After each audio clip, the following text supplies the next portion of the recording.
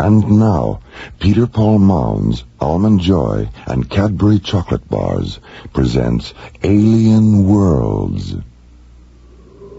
Slowly rotating at the edge of deep space, 1,000 kilometers beyond the atmosphere of 21st century Earth, is the Arthur C. Clarke Astronomical Observatory, Starlab. Here, Starlab Research Director Maura Cassidy and scientists and technicians of the International Space Authority watch over the countless stars and planets that fill the silent distances beyond the giant space station.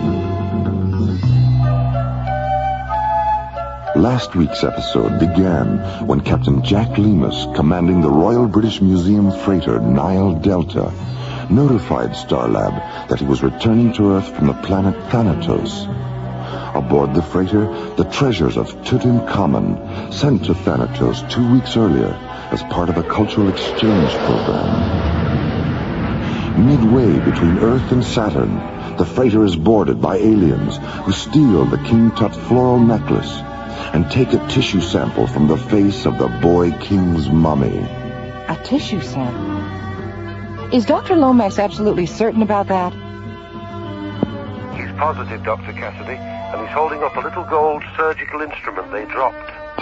When news of the Nile Delta incident reaches Queen Victoria III, she notifies England's most famous consulting detective, Sonar T. Foom. Her Majesty requests that we go to Starlab at once and assist in the investigation of this beastly crime. Meanwhile, on Starlab, SET captains John Graydon and Buddy Griff research the Egyptology section of Starlab's library. Did you come up with anything? Yeah, you know that blue and gold bird symbol Captain Lemus described? The one on the tail fin of the alien ship? Mm-hmm. We found one just like it on King Tut's ecclesiastical chair. When Captain Lemus gets here, we should run his visual scanner tapes of the alien ship against the library tapes to see if the symbols match. And if they do? If they match, then maybe the aliens aren't aliens after all. Maybe they're Egyptians. A few minutes later, Sonar T. Foom and his associate Dr. McGuffin Drone arrive at Starlab, and when Maura tells them about John and Buddy's theory... I think we're going to get on very well indeed, gentlemen. Dr. Drone and myself were discussing a similar hypothesis not more than 15 minutes ago.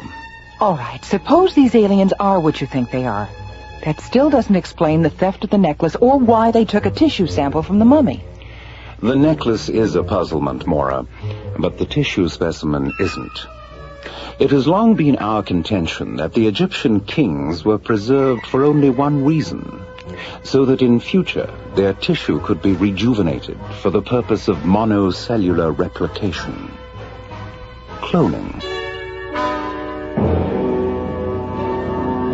And now, the conclusion of the adventure of the Egyptian necklace, an interplanetary detective story in the Sherlock Holmes tradition on Alien Worlds.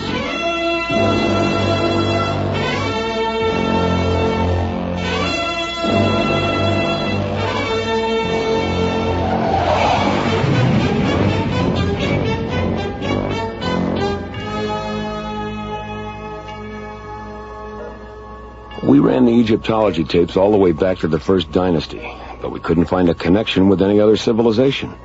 A lot of theories, but nothing definite. What sort of theories? Well, some historians think dynastic Egypt may have evolved from ancient Sumeria because of the similarity of their religious deities and astrological calendar.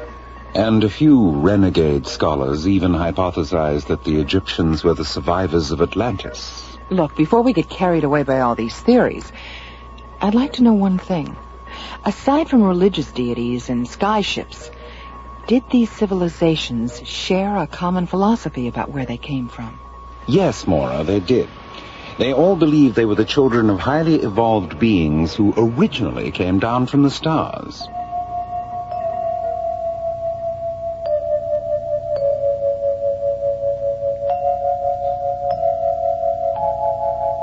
The Limehouse Express to Starlab Control. The Limehouse Express? Where do people come up with these names? Who knows? This is Starlab. Go ahead, Limehouse Express. Good evening. It's Jerry, isn't it? That's right. Who are you? What's your position? My position is that I never state my position. What's the problem, Limehouse Express? No problem, Dr. Cassidy. Now, if you don't mind, I wish to speak to Mr. Foom. Does he know you? Oh, my, yes. He knows me very well indeed. I'm Professor Moriarty.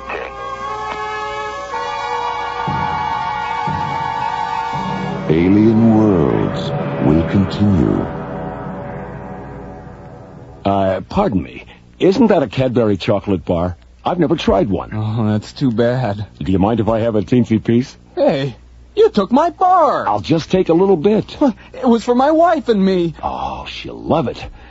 See, this is great. You know you can get carried away with this stuff? Yes, I've noticed. Oh, come on. It's a big bar. It's getting smaller. When people get a taste of a big, thick Cadbury chocolate bar, they get very carried away. Because only a Cadbury bar is so rich, so creamy, so Cadbury. And with the big-size Cadbury chocolate bar, you get a big choice. Cadbury Fruit and Nut, Cadbury Almond, Cadbury Caramello, and of course the big favorite, Cadbury Milk Chocolate. So remember, when you get your Cadbury, be careful. Because with Cadbury, people can get very carried away. Can I have my Cadbury back now? Your Cadbury? Oh, well, I guess I got carried away. You'll get carried away with Cadbury.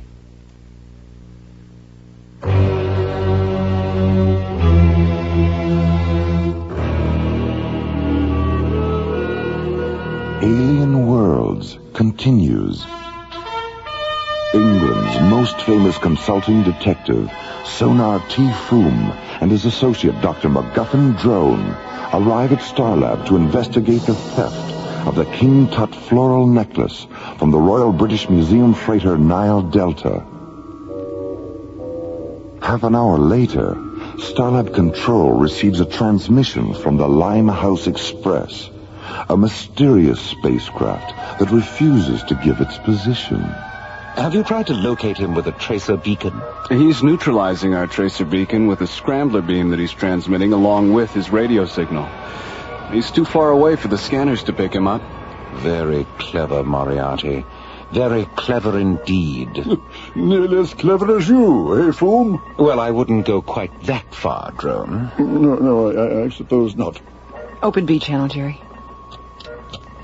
Go ahead, Mr. Foom. So, Professor Moriarty, we meet again. Ah, my dear Foom, it's so good to hear your voice. Interplanetary crime is so boring without an adversary of your caliber. What exactly is on your criminal mind? I'm in the mood for a bit of cat and mouse with you, Foom. So I thought it might interest you to know that the Tutankhamun necklace is in my possession. And the aliens who took it are being held aboard my ship. You mean the Egyptians who took it, don't you, Moriarty? Very good, Foom, very good indeed. Well, I see by the old atomic clock on the wall that we've run out of time. I do, however, want to leave you with these inspiring words. Catch me, if you can. Limehouse Express, out. Limehouse Express, indeed. Why? Does that name mean something? Moriarty's great-great-grandfather was the most cunning criminal genius of his time. His headquarters were somewhere in the Limehouse section of London. And like his great-great-grandson's spacecraft, the location of the old professor's headquarters was a constant source of mystery. If the Egyptians are working for Moriarty, why is he holding them prisoner? It just doesn't make sense. I think it's safe to assume that they were cooperating with Moriarty rather than working for him. It's obvious now that he was using them to get the necklace for himself. And we're right back at the beginning, aren't we? The beginning. Of course. Mora, you're positively inspirational. I am? Indeed you are. Drone, I think it's time we contacted the museum and had a chat with Sir Dorian. Something tells me he knows more about the origins of this case than he thinks he does. Meanwhile, near Mars, the Limehouse Express, a huge metallic gray flying wing, moves into a parking orbit between the Martian moons of Deimos and Phobos. Imprisoned in a storage compartment near the flying wing's hangar bay are Piratep and Amenhotep, the two extraterrestrial Egyptians responsible for the theft of the necklace. It was foolish and undignified, Amenhotep. The two of us sitting in Sir Dorian's office, wearing those absurd Earth costumes, trying to deceive him the way the professor eventually deceived us. Perhaps we can still redeem ourselves. It is apparent from the way the professor talks about this man Foom that they are deadly enemies. If we could reach Starlab and explain to Foom why we need the necklace, he might be sympathetic. But we'll never reach the hangar bay without a weapon. We have a weapon, Piratep. A photon pistol. I hid it in my boot as our ship was being taken aboard. Then you knew the professor was manipulating us.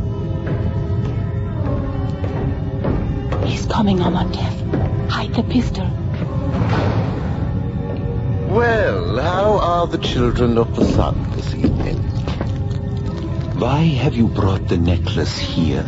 I'll be taking it to Anshar in a few hours, and I thought perhaps you'd like to have one last look at it. Be very careful with it, won't you, my dear?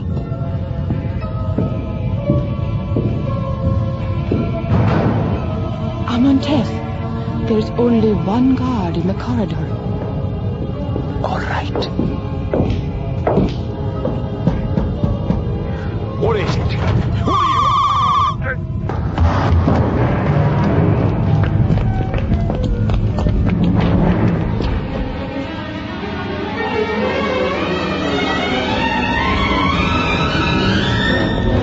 Take the necklace into the ship. I'll open the launch doors.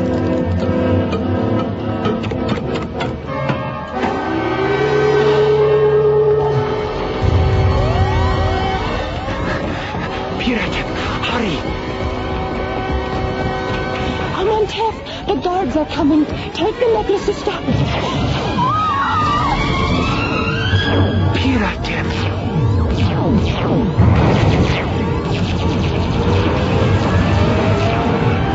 Stop him, you fools! He has the necklace!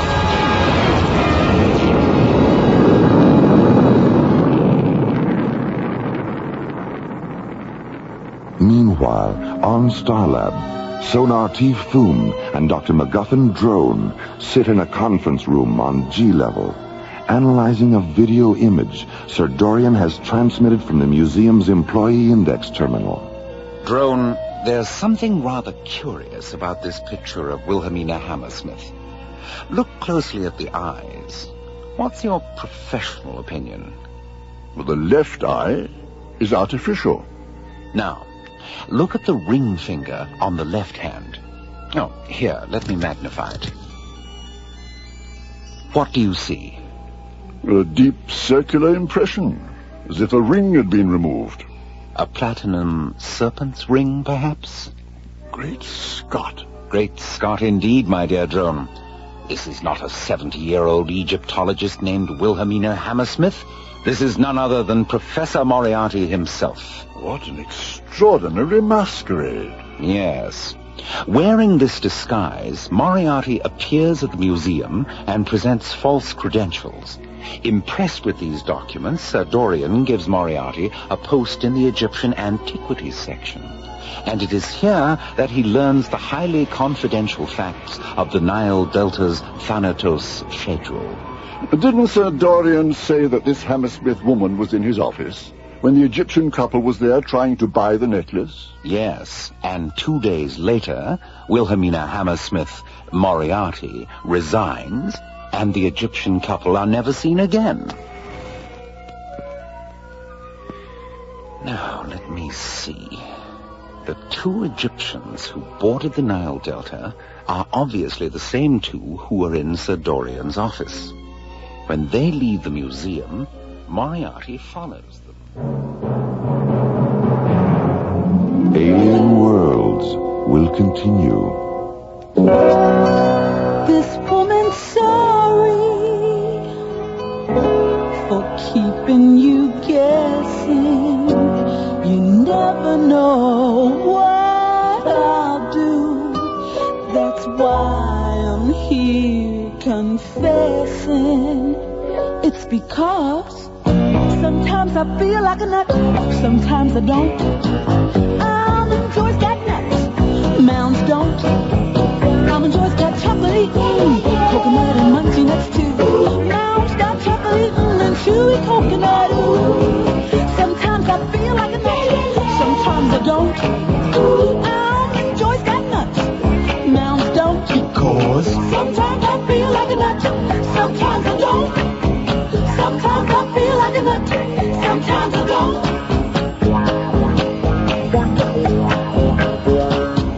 Sometimes I feel like a nut, sometimes I don't.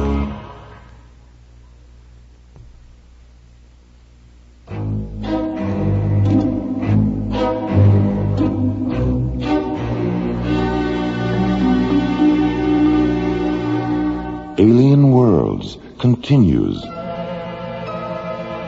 Escaping from a prison compartment aboard Professor Moriarty's Limehouse Express, the necklace safely in their possession, Piratep and Amantef dashed to their ship in the hangar bay of Moriarty's huge, metallic gray flying wing. Take the necklace into the ship. I'll open the launch doors. But as the thick metal doors slide open, they trigger a series of security alarms. And before Piratep can reach the ship, a squad of Moriarty's guards enter the hangar bay and open fire with laser rifles. Piratep!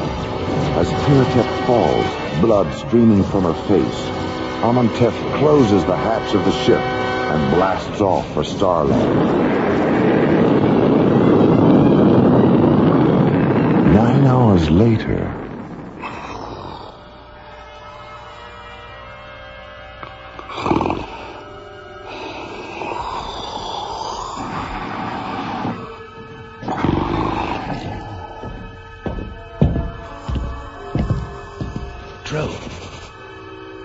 Drone, wake up.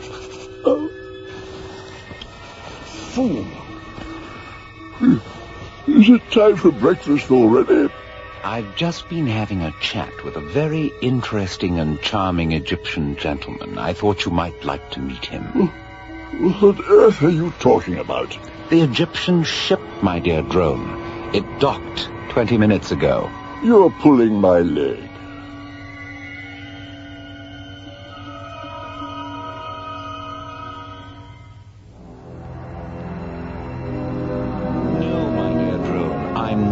Pulling your leg. The white beads of the necklace are data storage terminals. Here, look through the lens. Good heavens. Microcircuits. The beads are emanation scanners, Doctor, that sensed and recorded the spiritual aura of the kings who wore the necklace. The necklace was brought to Earth by our ancestors and passed from dynasty to dynasty in the hope that it would one day be worn by a spiritually perfect king. A king who would then be replicated and given immortality. Tutankhamun is that king. Look, you said you didn't know King Tut's tomb had been discovered until just a few weeks ago. How did your people lose track of its location in the first place? The last Egyptian dynasty ended with the death of King Nechnebf. When he died, the necklace was sealed in his sarcophagus. 1 year later, on the first day of the new solar equinox, our ancestors returned from Nachesh Shem in a ceremonial funeral ship. As the ship orbited Earth, an inner circle high priestess went down in a small lander. She recovered the necklace, analyzed the white beads, and saw that of all the recorded spiritual auras, Tutankhamun's had been the most perfect and powerful. Placing the necklace in Tutankhamun's tomb, she returned to the lander, contacted the ship, and reported that it was Tutankhamun who would be given immortality. But before she could give the location of the tomb, her transmission was interrupted. She was never seen or heard from again. Limehouse Express to Starlab. I'll talk to him, Mora. Well, if it isn't the notorious Wilhelmina Hammersmith. Don't be tiresome, Foom. I know Amantef is there. We tracked his ship. Now, as you said earlier, let's get down to cases. Peratep is alive and sealed in an airlock. If you don't return the necklace, I'll decompress that airlock and kill her. I see. How do you want us to proceed? Dr. Cassidy and Amantef will deliver the necklace in an unarmed ship. Amantef knows my location. And Foom, don't try any of your tricks. Decompression is a singularly horrible way to die. What are you going to do, Foom? Elementary, my dear drone. I'm going to beat Moriarty at his own game. Amantef, come with me. I'd like to have a word with you in private.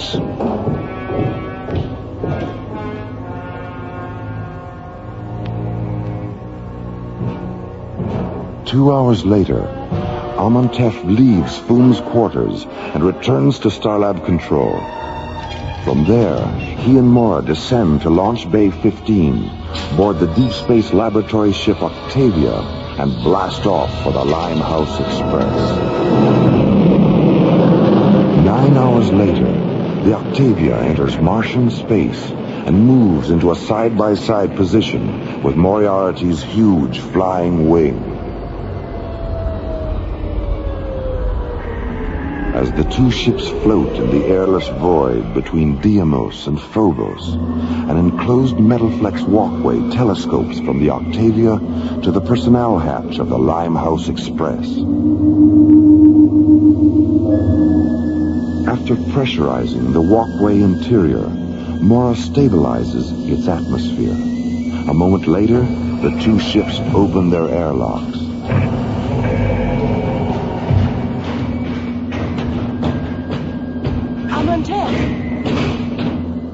Peratep, your forehead. Don't concern yourself, Amantef. The wound is superficial. Thank Ra for that. Go into the ship now and rest. You're very pleased with yourself, aren't you, Professor? And why shouldn't I be? I not only have the necklace, but I've outsmarted Sona T. Foom as well. You're no match for Mr. Foom. Your cruelty defeated him, not your intelligence. You're an ugly little man, Professor. Ugly and arrogant and stupid. Sticks and stones, Dr. Cassidy. Sticks and stones. It's time, Professor. All right. Tell your men to return to their stations. May I hold the necklace one last time? Of course, Amantef. I'm as sentimental as the next man, in spite of my overweening ugliness. Would you like to hold it, Mora? Yes. Yes, thank you. Professor? Yes?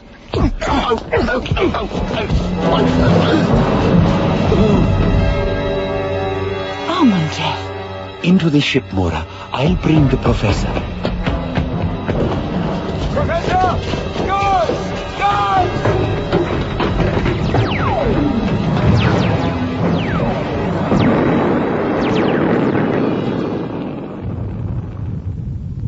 Hold his wrists a little closer together, Amantef.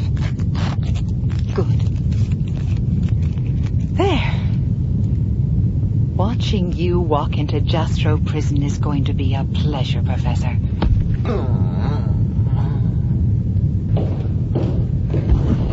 Amantef, how did the descendant of an ancient Egyptian high priest manage to become a master of Oriental martial arts? In much the same way that I became a master of disguise, Mora. Practice. Here, hold my nose. Mr. Foom! Shh! You'll wake Piratep. Why didn't you tell me? If you had known it was me disguised as Amontef, you might have behaved differently aboard Moriarty's ship.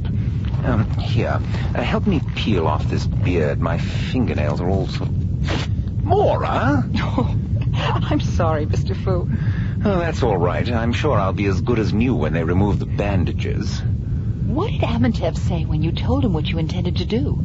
He smiled his most seraphic smile and gave me his blessing. He's quite an extraordinary man, you know. While we were talking, I asked him why the Egyptian civilization was brought to Earth in the first place. And he said, "To create a sense of wonder, Mr. Foom. A sense of wonder so compelling as to cause those generations still unborn to look at history with new insight and see the universe with new eyes. Eyes that will one day look back at ancient Egypt and understand what we tried to do there. And on that day, realize that they are looking back into the future."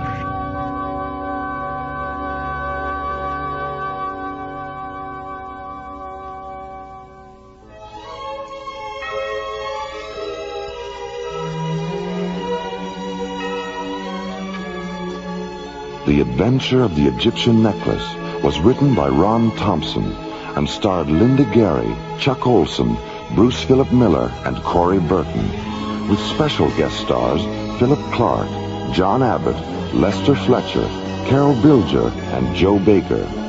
Associate producer Ron Thompson, music director Tom Rounds, engineer Stu Jacobs, assistant to the producer Jim Cook, technical consultant Peter Sky.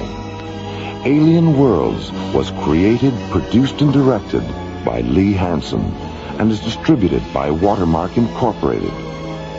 The Adventure of the Egyptian Necklace is dedicated to the memories of Sir Arthur Conan Doyle, creator of England's most famous consulting detective.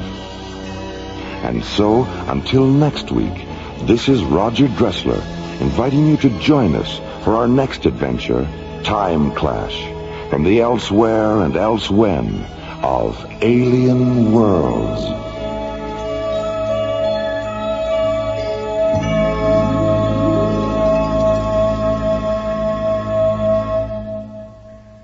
Peter Paul and Cadbury Chocolate Bars hope you have enjoyed Alien Worlds.